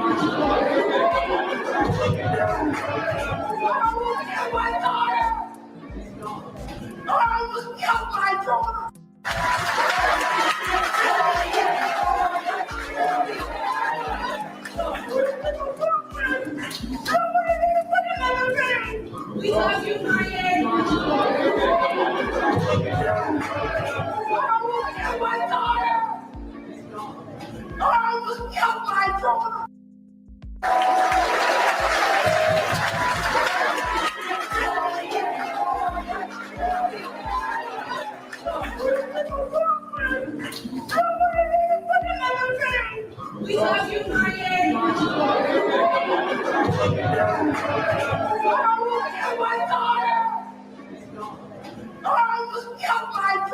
That's what you said about Northwest. Talking about your ex-wife Kim Kardashian's AB publicly when that should have been a fucking private matter. You also came out with a new album called Bully. You asked your fans to help your ass get venues because venues stood up against your ass, and the only place you could book is the United States. Shut your bitch ass up. I'm sorry, Mitch ass up. Your mother should have swallowed your fucking ass. Make no damn sense. You want to be upset that Hell Mustache Man has been on all platforms because people aren't here for that shit. He's the Black 47. Can't you see it? Damn. Hell Mustache Man by Kanye has been banned on all by all digital streaming platforms, while Rednex by Randy Newman and streamable. They're trying to keep the hits down. In a track Kanye raps, he became a Yahtzee, not the game. Just covering us for YouTube. Yet I'm the villain. That song also features a part of a speech from the late dictator Mustache Man. I will not play this here because it does not deserve a platform. I'm just letting y'all know this is a positive news story that there are people standing up. Kanye seemingly defended his recent controversial music releases and social media rants in a recent interview with British journalist Piers Morgan. Piers Morgan is a journalist? Oh, okay. Guess, like I always say, it's one thing to call yourself, it's another thing to be chosen, I guess. You take someone that is living like a John Lennon or Michael Jackson, that nuance right there is idiotic. It just shows the hate you put out for people that you love. There's so much love in the art that I put out. The Beatles stood up for social issues, and Michael Jackson is Michael Jackson. Michael Jackson and John Lennon are both bigger than your existence, Kanye, but okay. This is what you get for now. We can circle back where you can count before he starts storming off. Upset that Morgan got his social media following numbers incorrect. Y'all be lucky anybody's giving a fuck about your ass at all. Child, that's the show. I can't. I can't do it. I can't do it. I can't do it. I simply can't do it. Like, this is what we're doing. Hey, Linnell Silla, welcome in. This is what we're doing. We're caring about Sweet Tea being fired from Married to Medicine more than Section 8 housing vouchers being cut. Is that what we're doing? Really, is that what we're doing? We care about supporting people, tell other people what to do, but yet they're causing the most destruction, chaos, and toxicity. But yet we're upset with a black woman being in a statue form in the middle of Times Square. Is that what we're doing? Is that what we're doing?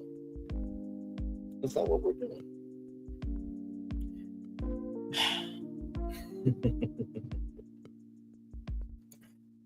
It's mind-boggling to me. Smokey Robinson, I just read his court docs yesterday, live. That there are 4 women who've been allegedly abused by Smokey Robinson. But yet y'all want to focus on the pointless bullshit. Almost forgot. Bonus, this was a part of the show, but y'all, when passion is on the move, I'm on the move, okay? Shout out to rollout.com, celebrating 25 years of being a platform there. Want to definitely get this story in here. Cedric the Entertainer, Anthony Anderson launch AC Barbecue. Comedy legends bring mouthwatering barbecue experience to Los Angeles food scene. Cedric the Entertainer, Anthony Anderson have transformed their long-standing friendship into a delectable business partnership with the grand opening of AC Barbecue in Los Angeles. The highly anticipated culinary venue marks a significant milestone for the beloved comedy stars as they extend the creative talents from entertainment to gastronomy, bringing together their shared passion for exceptional food and community gathering spaces. The restaurant's launch event embodied the vibrant energy both men are known for, drawing an impressive crowd of entertainment industry luminaries, food enthusiasts, and dedicated fans eager to witness the comics duo's entrance into the competitive Los Angeles dining landscape. With their characteristic charm and enthusiasm, Cedric and Anthony personally welcome guests, setting the tone for what promises to be a distinctive dining destination in the city. Behind the partnership of Friendship Fuel Venture, the foundation for the friendship decades, where they consider chemistry and various professional collaborations. This natural rapport now extends to their joint culinary enterprise, where they participate in the traditional Rubicon ceremony with the same camaraderie that has endured them to audiences worldwide. Industry observers note that celebrity-owned restaurants often succeed when backed by genuine passion rather than mere brand extension. AC Barbecue appears to be poised for success precisely because it represents a natural evolution of the founders' shared interests and values. Together, their mutual appreciation for bringing people together, whether for laughter or food, creates a compelling narrative that resonates with potential patrons beyond mere celebrity appeal. So there they are, there making it do what it do to the, it looks like those are ribs, it looks like, yes. Culinary vision dining experience. While specific menu details remain strategically guarded, AC Barbecue promises an innovative approach to barbecue traditions that honors classic techniques while introducing unexpected flavor combinations. The restaurant aims to deliver a dining experience that balances sophistication with accessibility, mirroring the broadly appealing nature of its owner's entertainment careers. The establishment's interior design reportedly reflects both founders' personalities through selected decor elements that create an ambiance of relaxed elegance. Architectural features incorporate soul nods to Southern hospitality traditions while maintaining distinctly California aesthetic that appeals to local sensibilities. This careful balance creates an environment where diverse patrons can feel equally comfortable, whether celebrating special occasions or enjoying casual meals. Star-studded grand open. The grand opening event transformed the restaurant into a temporary nexus of Hollywood influence, with numerous entertainment figures arriving to show their support for their colleagues' entrepreneurial vision. The atmosphere brimmed with enthusiasm as guests explore the space, sample signature dishes, to celebrate in the celebratory spirit of the occasion. Such high-profile attendance strengthens AC Barbecue's initial market position within the Los Angeles competitive dining landscape. The implicit endorsement from respected industry figures provide valuable social proof that extends beyond conventional marketing efforts, generating organic interest among potential customers curious about experiences worthy of such noble attention. Community engagement, economic impact beyond its culinary offerings. AC Barbecue represents a meaningful investment in the Los Angeles community. New hospitality ventures typically create dozens of employment opportunities across various skill levels, all while stimulating related business activity through supply chain relationships and increased foot traffic to surrounding establishments. Both Cedric and Anthony have demonstrated commitment to community development initiatives throughout their career, suggesting AC Barbecue may eventually serve as a platform for broader social impact beyond its primary function as a dining establishment.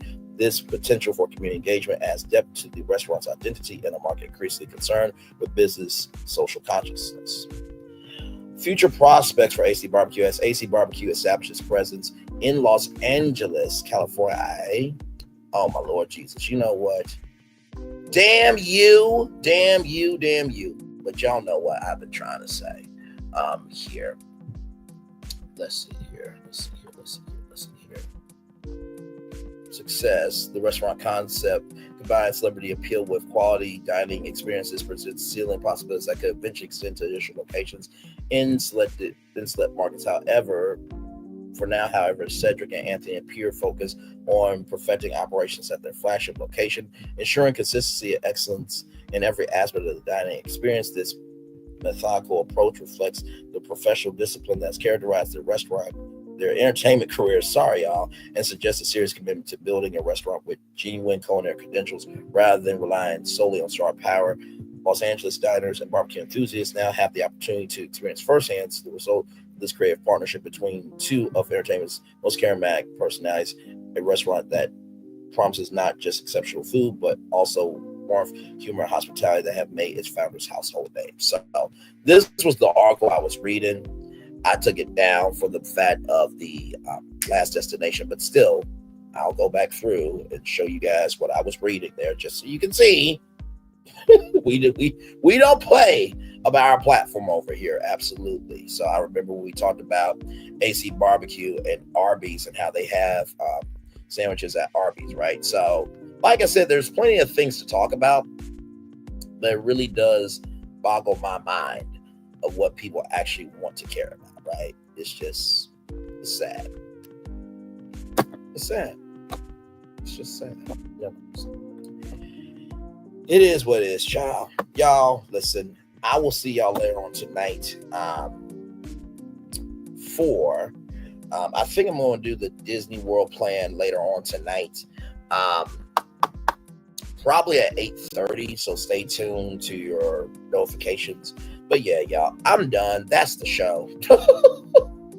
We talked about everything. Hota Kotb, Disney, Lil Rock, Cici, Pizza, Michael B. Jordan, art, AC Barbecue, politics, and Kanye West's racist track is banned from all streaming platforms. That is a good show to me. One love, much love, all love. I feel the love and send it right back to you. Bye, everybody.